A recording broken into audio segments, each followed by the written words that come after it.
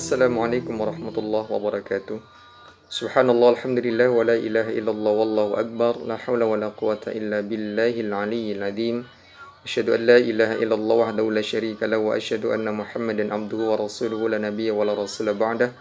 Allahumma salli wa sallim wa barik ala Muhammadin wa ala alihi wa sahbihi wa man tabi'ahum bi ihsanin ila yaumiddin, amma ba'd. Subhanaka la ilma lana illa ma 'allamtana innaka antal alimul hakim. Fafidha rahimakumullah, alhamdulillah, segala puji bagi Allah atas segala limpahan nikmatnya. Sampai hari ini kita masih diperkenankan untuk terus menambah amal soleh. Mudah-mudahan amal soleh yang kita lakukan ini benar-benar menjadikan diri kita hamba-hamba yang bertakwa di sisi Allah Subhanahu wa taala. Salawat salam semoga tetap dilimpahkan kepada Nabi kita, Nabi Allah Muhammad sallallahu alaihi wasallam, keluarganya, sahabatnya, pengikutnya, dan kita semua umatnya. Mudah-mudahan kelak di yaumul qiyamah kita termasuk orang-orang yang akan mendapatkan syafaatnya. Amin ya Allah ya rabbal alamin. Fafidha rahimakumullah. Ternyata ketika Allah perintahkan kita untuk melakukan amal saleh, termasuk di dalamnya adalah saum, salat, zakat, haji, dan lain sebagainya, segala bentuk amal saleh, itu Allah yang menginginkan diri kita menjadi hamba-hamba yang bertakwa. Ketika kita menjadi hamba yang bertakwa, maka Allah perkenankan kita untuk memasuki surganya. Jadi kunci kita memasuki surga Allah Subhanahu wa taala adalah menjadi hamba-hamba Allah yang bertakwa. Dan ketika sudah menjadi hamba yang bertakwa, maka surga akan didekatkan kepada diri kita. Hal ini disampaikan oleh Allah Subhanahu wa taala dalam surah Qaf, surat ke-50 dari ayat 31 sampai dengan ayat 35. A'udzu billahi minasyaitonir rajim. Wa uzlifatil jannatu lil muttaqina ghaira ba'id. Dan didekatkanlah surga untuk orang-orang yang bertakwa ghaira ba'id, tidak jauh. Jadi surga itu didekatkan kepada orang-orang yang bertakwa.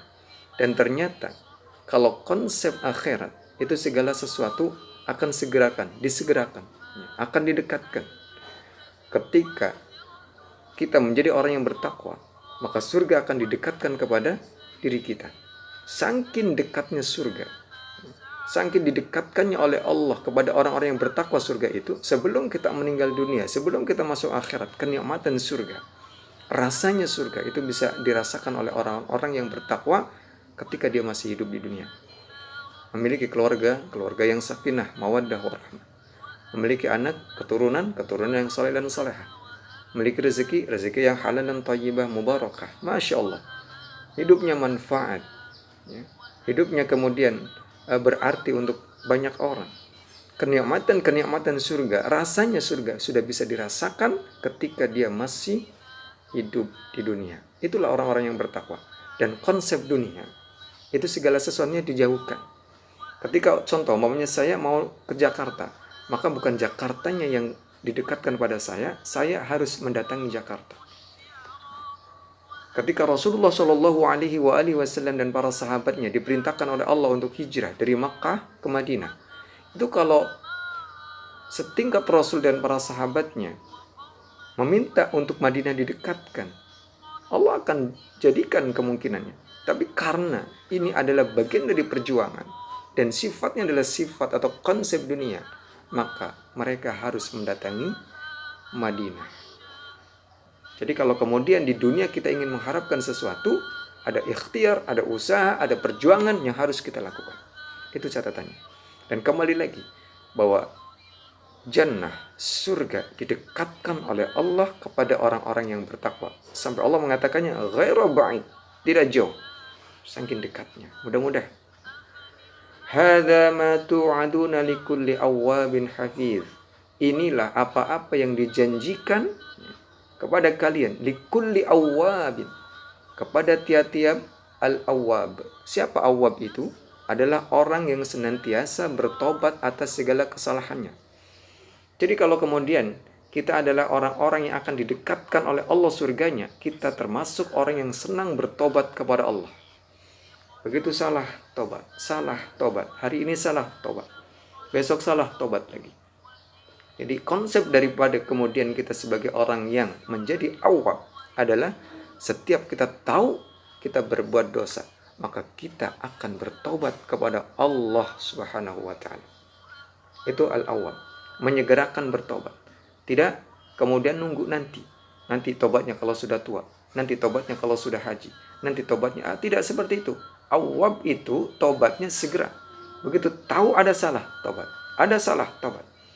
Ya, itu akan menjadi ciri orang yang kemudian didekatkan oleh Allah Subhanahu wa taala sebagai orang yang bertakwa, surganya Allah. Kemudian yang kedua, hafiz. Siapa hafiz itu? Orang-orang yang menjaga peraturan-peraturan syariat-syariat Allah.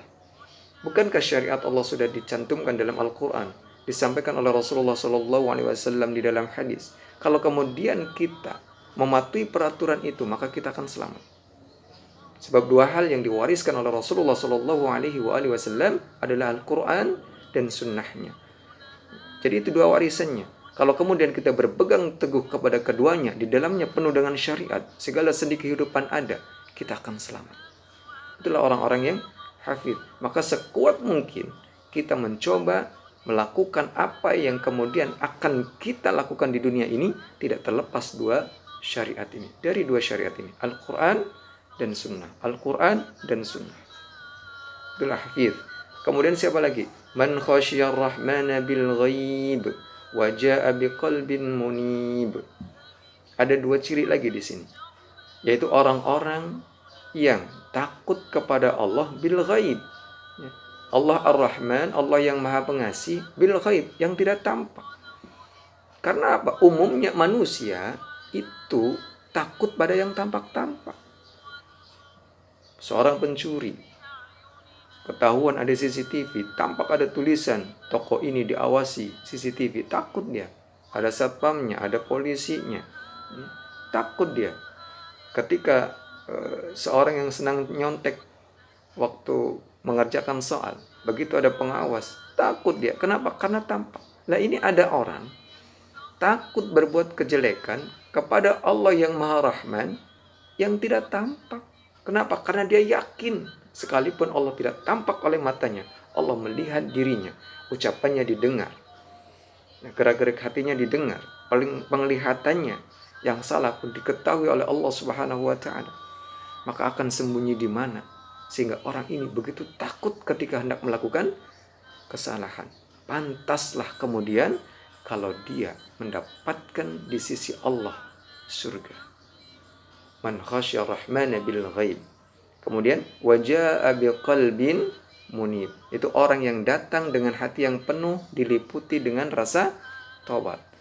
Jadi belum dia berucap, belum dia melihat, belum dia mendengar, belum tangan menulis, melakukan apa-apa, belum kaki melangkah, hati ini sudah meminta kepada Allah, ya Allah, jikalau nanti ucapan saya ada yang salah, pendengaran saya ada yang salah, penglihatan saya ada yang salah, tangan dan kaki saya ada yang salah, ya Allah ampuni.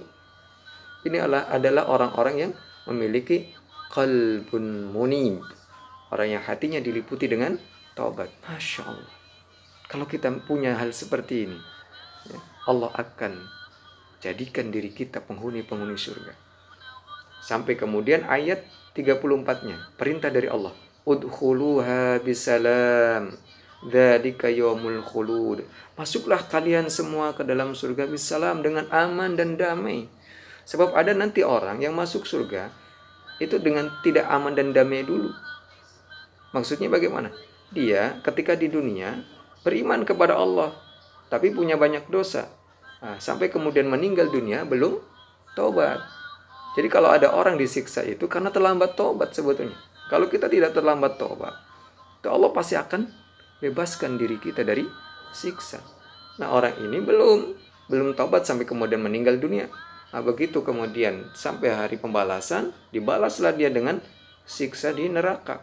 Nah, karena punya iman diangkat oleh Allah Subhanahu wa taala atas permintaan dari Nabi sebagai bagian dari syafaatnya, kemudian dibasuh dengan nahar hayah atau sungai kehidupan, sungai surga.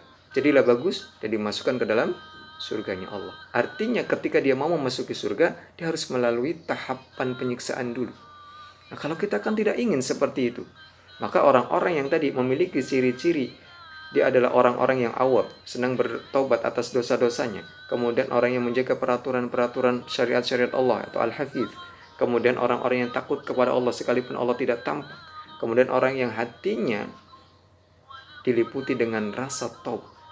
Maka Allah akan perintahkan mereka masuk ke dalam surga.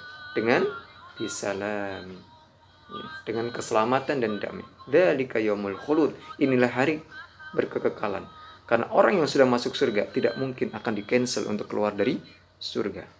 Maka kalau kita ditetapkan oleh Allah Subhanahu wa taala masuk surga, maka kita akan tetap berada di dalamnya. Dan ayat yang terakhir, lahum ma yasha'una fiha waladaina mazid. Mereka di dalamnya memperoleh apa yang mereka kehendaki. Jadi kalau kita mengharapkan sesuatu di surga, itu pasti akan Allah datangkan. Kita menginginkan sesuatu, Allah akan berikan. Waladaina mazid. Dan bagi kami ada tambahan. Jadi kalau kita mendapatkan nikmat dari surga, kemudian nikmatnya biasa-biasa saja, dan kita menginginkan sesuatu yang lain, maka syafaat dari Nabi pun akan turun. Ya, syafaat dari Nabi akan turun. Apa? Tambahan kenikmatan kepada orang yang masuk ke dalam surga. Jadi kaum muslimin hadanallahu wa iyyakum rahimakumullah, intinya ketika surga ingin didekatkan kepada orang yang bertakwa, mudah-mudahan kita di dalamnya, milikilah 4 sifat. Yang pertama adalah awwab, orang yang senang bertobat atas segala kesalahannya, tidak nunggu lama. Hafiz, orang yang menjaga syariat atau peraturan-peraturan Allah di dalam Al-Quran dan As-Sunnah. Yang ketiga, khasyar rahmana bil ghaib, yang takut kepada Allah yang Maha Rahman, walaupun Allah tidak tampak oleh mata kita, tapi yakin Allah melihatnya. Dan yang terakhir adalah waja'a bi qalbin munib, orang yang datang senantiasa dengan hati yang diliputi dengan taubat. Wallahu a'lam bishawab. Mudah-mudahan kita termasuk di dalamnya. Segala kebaikan dan kebenaran datang dari Allah, segala kekhilafan dari diri saya. Bila taufiq wal hidayah wal afu minkum. Assalamualaikum warahmatullahi wabarakatuh.